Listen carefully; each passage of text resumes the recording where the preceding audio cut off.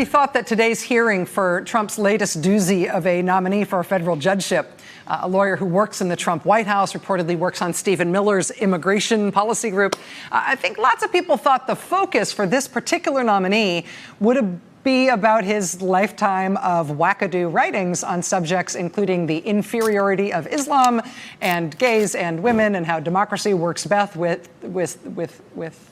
ethnic homogeneity. No other way to say it, right? But Stephen Menashe's hearing today went pretty bad pretty fast on a whole bunch of different levels that I'm not sure we all saw coming. First of all, there were protests in the hallway outside his hearing that resulted in 5 arrests. The protests were so loud at one point, it was hard to hear Menashe's opening statement.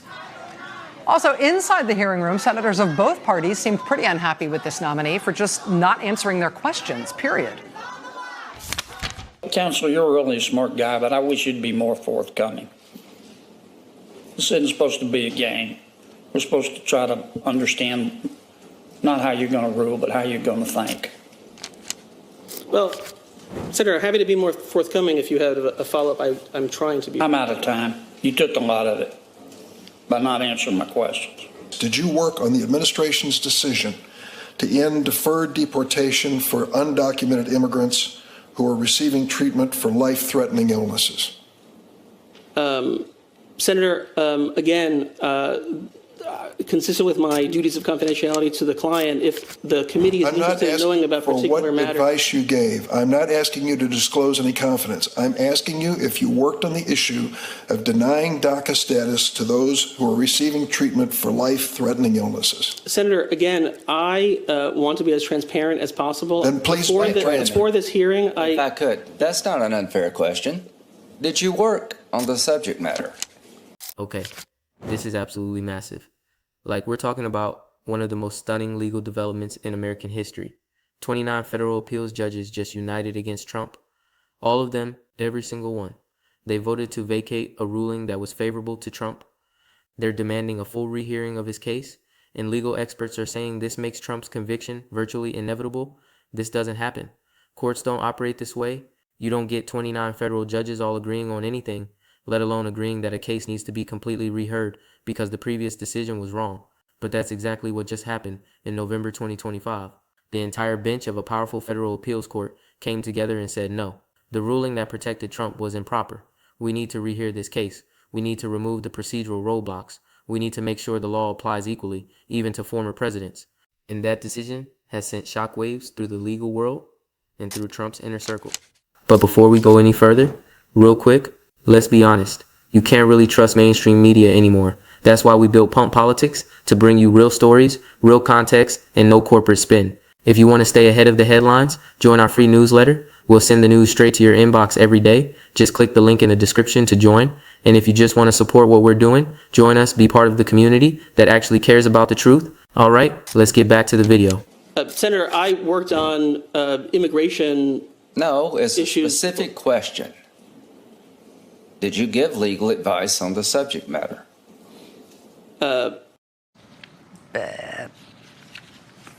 Is there a lifeline provision here?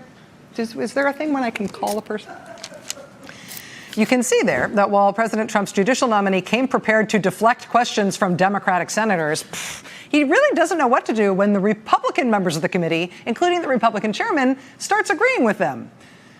I mean, very occasionally, Donald Trump and Mitch McConnell, in their mad dash to pack the federal courts with as many young right-wing ideologues as possible, very occasionally they have put forward someone who is too out there, too obviously unfit, too nutty for even this Republican Senate to confirm that person. There have been a handful of Trump judicial picks that have had to withdraw because they couldn't get enough votes even from the Republican-led Senate because they were too out there.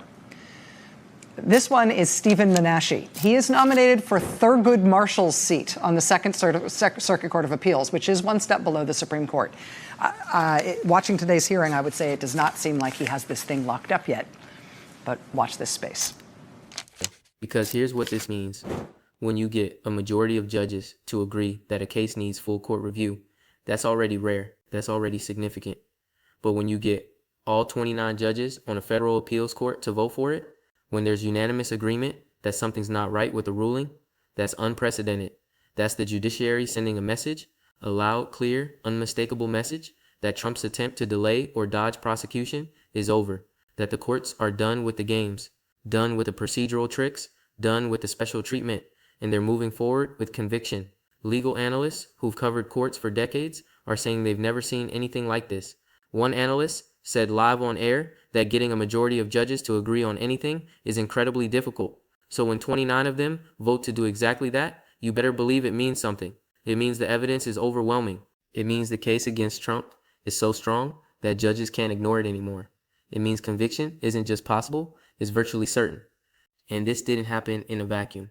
This came after an explosive court hearing, a dramatic, highly publicized session where evidence was presented, where Trump's legal team tried to defend the favorable ruling, where prosecutors laid out their case for why that ruling was wrong, and apparently what the judges saw and heard during that hearing convinced all 29 of them that the previous decision couldn't stand, that it was so problematic, so clearly incorrect, that the full court needed to step in and fix it. That's extraordinary. Courts are usually very reluctant to overturn their own rulings. They respect precedent. They defer to previous decisions. But in this case, the evidence was so compelling that every single judge agreed the ruling had to be vacated, had to be thrown out completely, and the case had to be reheard from scratch. Think about what that signals. Think about the strength of the evidence against Trump for all 29 judges to reach that conclusion simultaneously. And Trump's legal team knows what this means. They're in full panic mode because a ruling from the full appeals court after rehearing is essentially final. There's very limited options for appeal after that. The Supreme Court rarely takes cases that have been decided en banc by appeals courts.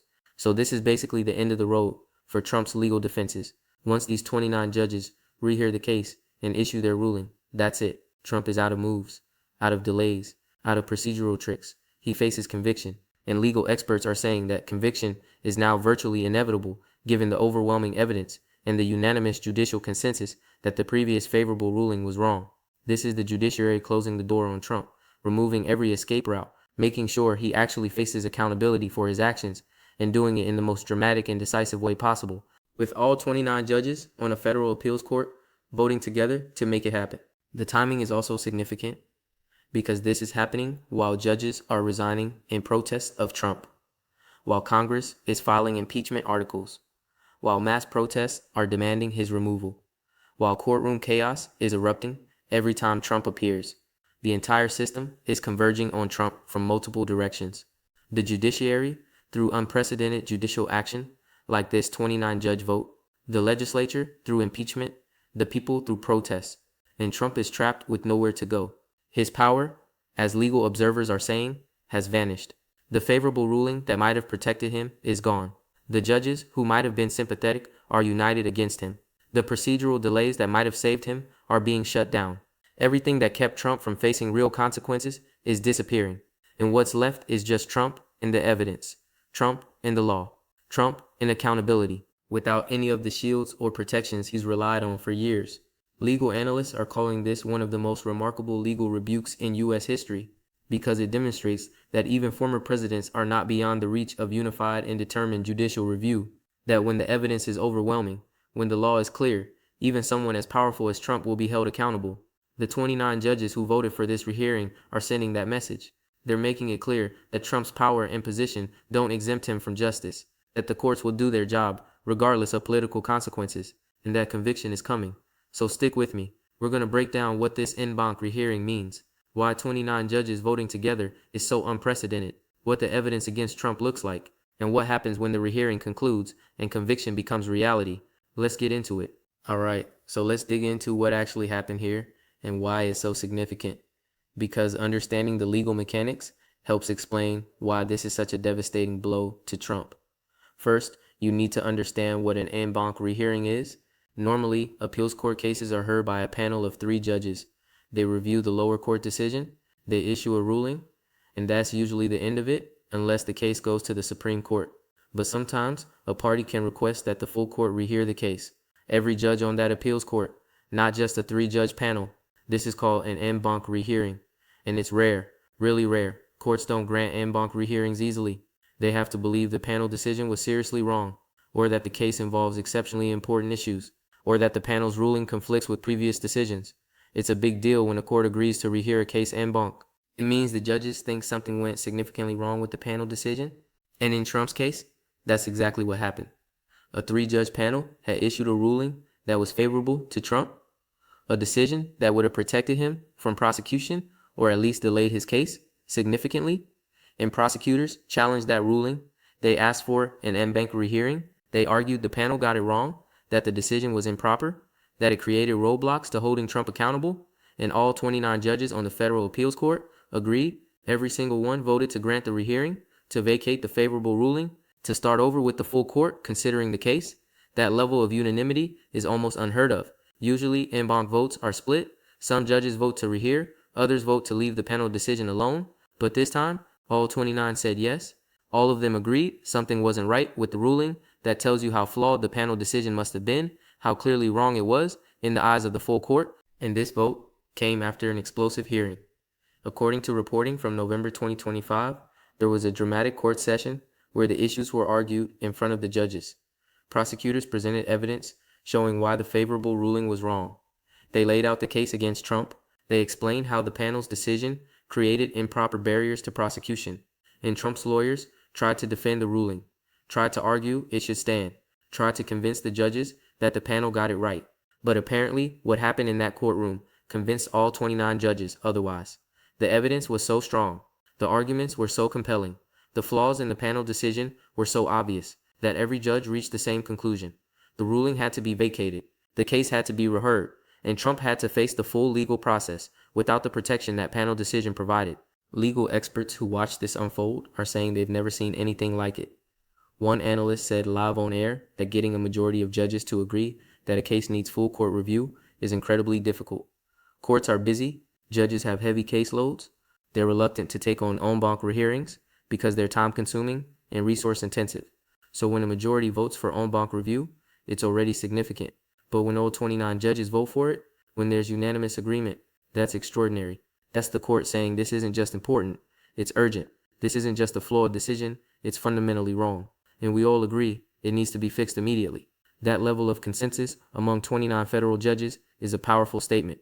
It shows the strength of the case against Trump, it shows the weakness of his legal defenses, and it shows that the judiciary is unified in ensuring he faces accountability. And this isn't happening in isolation.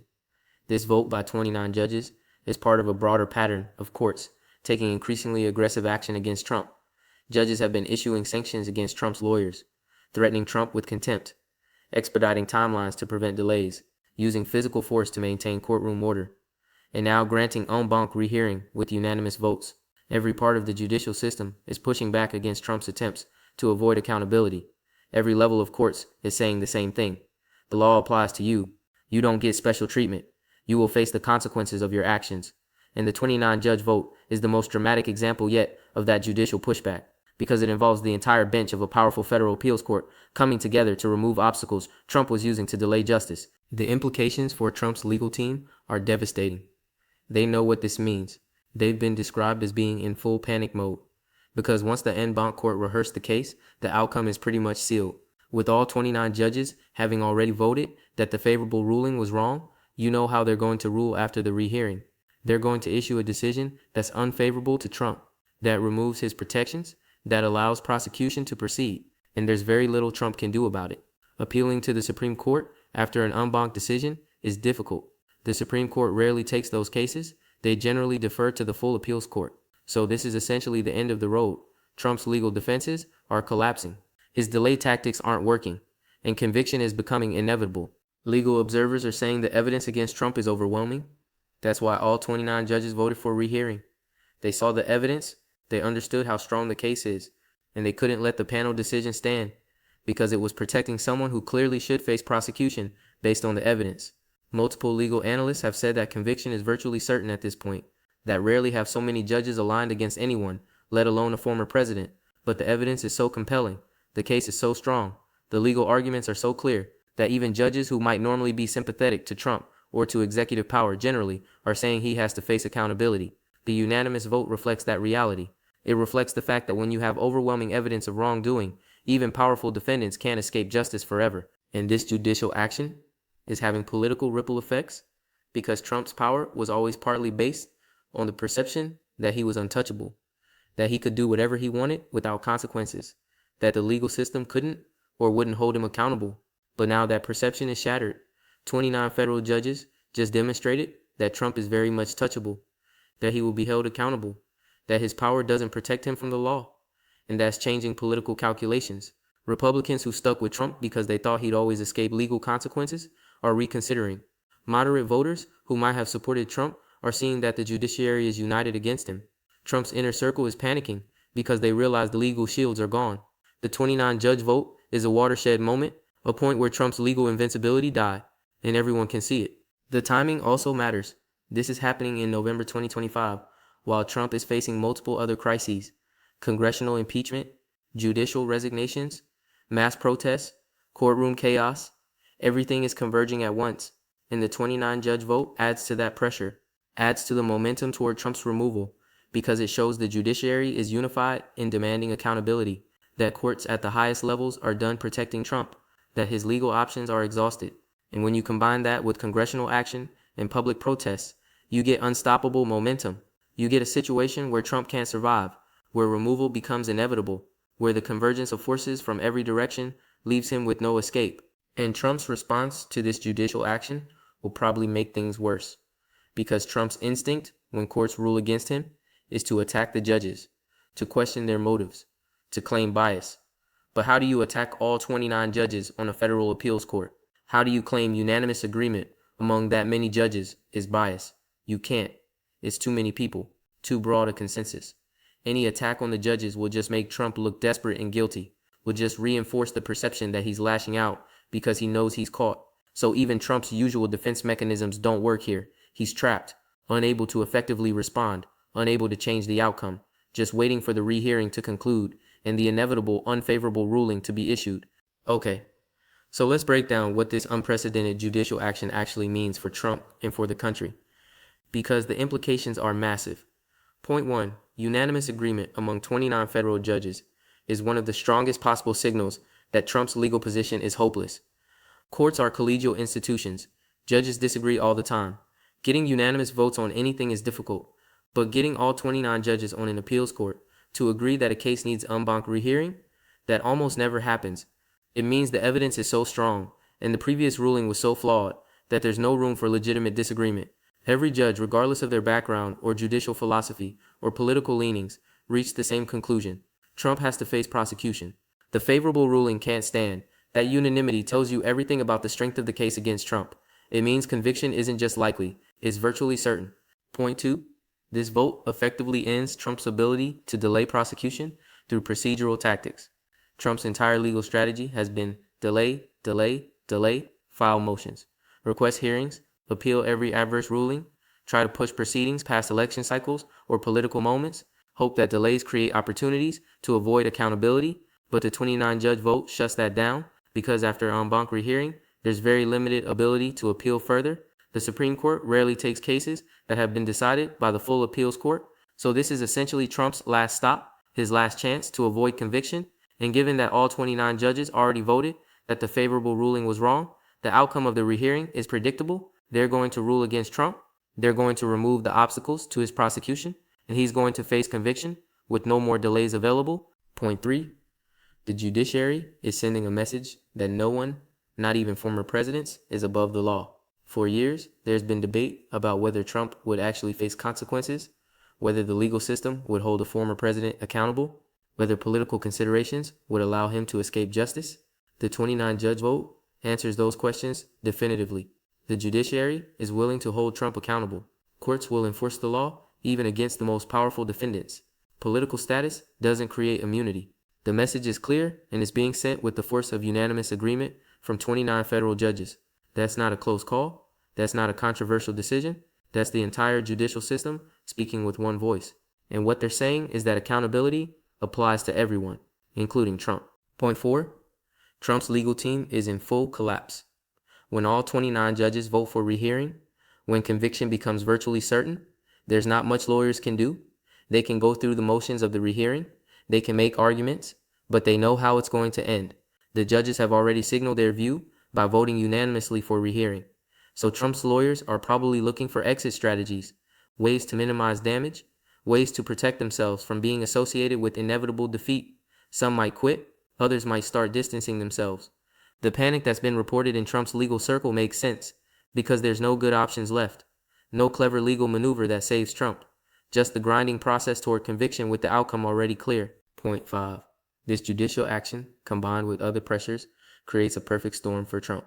He's got congressional impeachment efforts, judicial resignations and protests, mass public demonstrations, courtroom chaos every time he appears, and now 29 judges unanimously voting to remove legal protections and ensure he faces prosecution. Every institution is pushing in the same direction. Every branch of government is demanding accountability. Every level of pressure is increasing simultaneously. Trump can't fight on all these fronts, can't address all these crises at once. The convergence is overwhelming. His ability to respond, and that's creating the conditions for his removal, either through impeachment, resignation under pressure, or conviction following the en banc rehearing. However it happens, the end result is the same. Trump's presidency and his freedom are both in jeopardy. Point 6. The political ramifications of this judicial vote are enormous.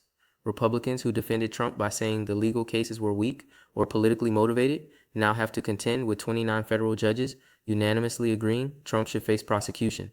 That's not a partisan witch hunt.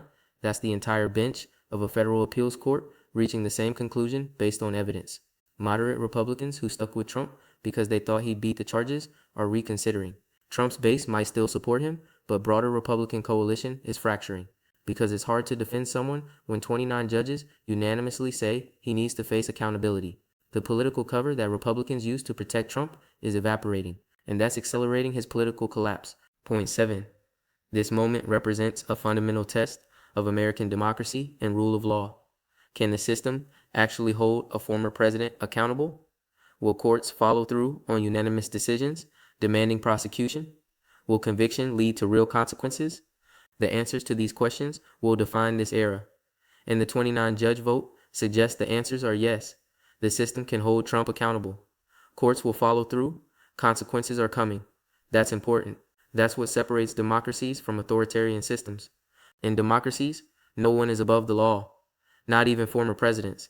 And the judiciary is proving that principle through actions like this, unprecedented unanimous vote. So here's what I think happens next.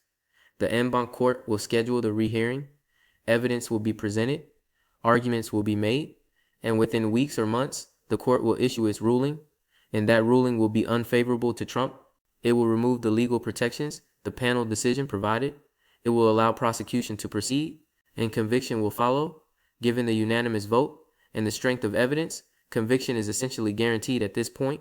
The only question is timing, and whether Trump tries to flee or resign before conviction happens. But either way, the judicial process is reaching its conclusion. The 29 judges have set that process in motion, and there's no stopping it now. My bottom line, the unanimous vote by 29 federal appeals judges to vacate a Trump-favorable ruling and order en banc rehearing is one of the most significant judicial actions in American history. It demonstrates overwhelming consensus that Trump must face accountability. It signals that conviction is virtually inevitable. It removes Trump's ability to delay through procedural tactics.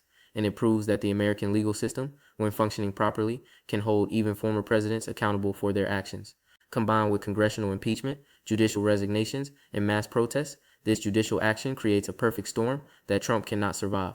His power has vanished, his legal shields are gone, his political protections are eroding, and accountability is coming. The 29 judges who voted unanimously for rehearing have seen the evidence. They know what Trump did, and they're ensuring he faces consequences. That's democracy working. That's the rule of law being enforced, and it's happening right now in real time. Stay tuned, because when conviction comes, it will be historic, and it will prove that in America, no one is above the law.